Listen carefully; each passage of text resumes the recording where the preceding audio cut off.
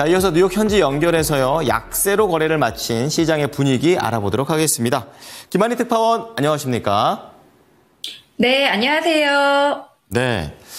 이날 경제지표도 경제지표지만 중동 전쟁 때문에 심리가 그닥 좋지는 않은 모습이었었는데요. 미국 증시의 현지 상황은 어땠습니까?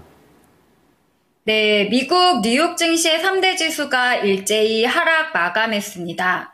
이스라엘이 이란 석유 시설을 공격하는 것과 관련해 미국이 현재 논의 중이라는 조 바이든 미국 대통령 발언으로 국제유가가 5% 폭등한 게 주식 시장에 부담이 됐습니다.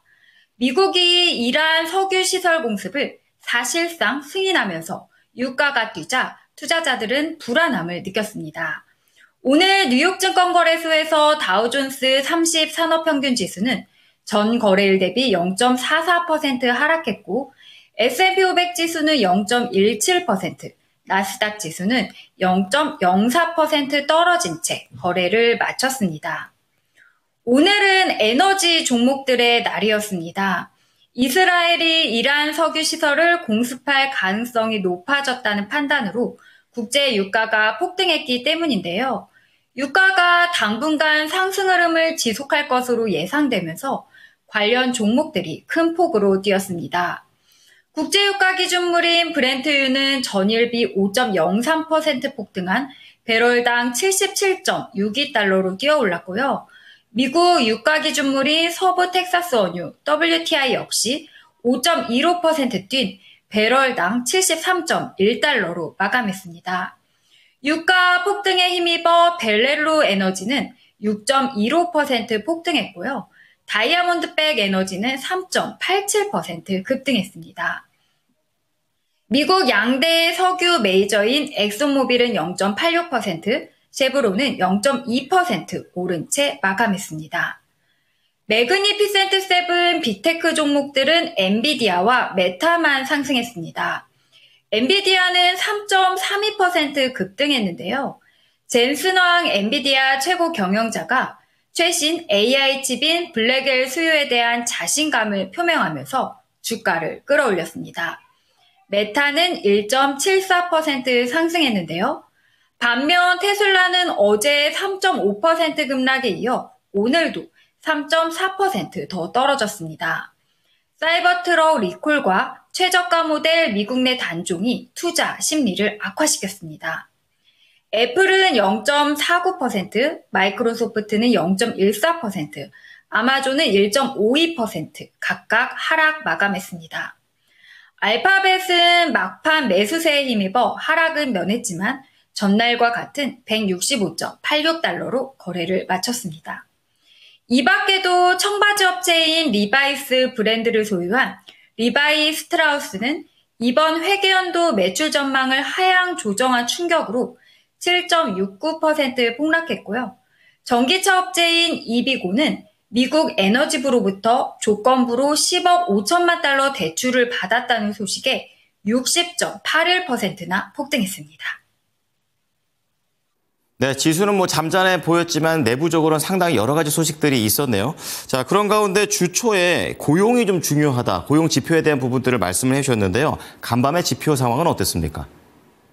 네, 오늘 발표된 고용 지표는 엇갈리게 나왔는데요. 미국 노동부에 따르면 지난주 신규 실업보험 청구자 수는 22만 5천 명으로 집계됐습니다. 이는 직전 주보다 6천 명 늘어난 수치이자 시장 예상치를 웃도는 결과입니다.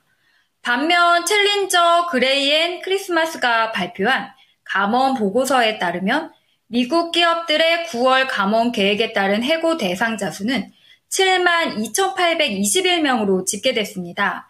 이는 지난달보다 4% 줄어든 수치인데요. 야누스 앤더슨의 제레미아 버클리는 우리는 한 달치 고용 보고서에 너무 집중해서는 안 되지만 인플레이션 및 고용시장 관점에서 볼 때 추세는 올바른 방향으로 가고 있다면서 기본적인 경제적인 배경은 계속 긍정적이라고 본다고 했습니다. 시장은 내일 공개될 9월 고용 보고서에 집중하고 있습니다. 미국의 서비스업 지표는 여전히 견고한 수준을 유지해 미국 경제가 여전히 견조하다는 결과가 나왔는데요. 지난 9월 미국 서비스업 부문의 활동이 1년 반 만에 최고치를 나타냈습니다. 미국 공급관리협회 ISM은 9월 서비스업 구매자 관리 지수 PMI가 8월 대비 3.4포인트 오른 54.9로 집계됐다고 밝혔는데, 이는 작년 2월 이후 최고치며 로이터 통신이 집계한 전문가 전망치도 한참 웃돌았습니다. 이로써 서비스업 부문 활동은 3개월 연속 확장세를 보였는데요. ISM은 9월에 성장세를 보인 산업이 12개로 8월보다 2개가 증가했다고 설명했는데요. 다만 잠재적인 위험도 있다고 내다봤습니다. ISM은 정치적인 불확실성에 대한 우려가 지난달보다 더 널리 퍼져 있다면서 미국 동부 지역 항만에서의 노조 파업도 우려되는 부분이라고 설명했습니다. 오늘 투자 심리를 좌우한 건 국제유가 폭등으로 보이는데요. 미국 동해안과 멕시코만 일대 항만 노조의 파업이 해결 기미를 보이지 않고 있다는 점도 물가 우려에 불을 질렀습니다. 스웨덴은행 SEB의 비아르네 쉴드롭은 이스라엘이 실제 이란 석유 시설을 폭격하면 유가는 배럴당 $200까지 급등할 수 있다고도 전망했습니다. 오스틴 굴스비 시카고 연은 총재는 오늘 공개 발언에서 소매업계와 제조업계가 약 2주분의 제품을 비축해 두고 있다면서 파업이 더 길어지면 경제가 더 큰 영향을 받을 수 있다고 지적했습니다.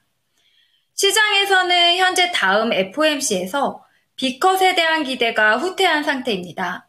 패드워치에 따르면 11월 기준금리를 0.25%포인트 인하할 확률을 63.3%, 0.5%포인트 내릴 확률을 36.7% 반영 중입니다.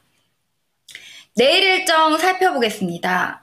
이번 주 고용주간이라고 말씀드렸는데요. 내일 나올 9월 고용보고서 가장 주목됩니다. 블룸버그 통신조사에 따르면 9월 비농업 신규 고용은 14만 6천 건 늘어나 8월보다 4천 건 증가했을 것으로 예상되고요. 9월 실업률은 4.2%로 전월과 같은 수준 유지했을 전망입니다.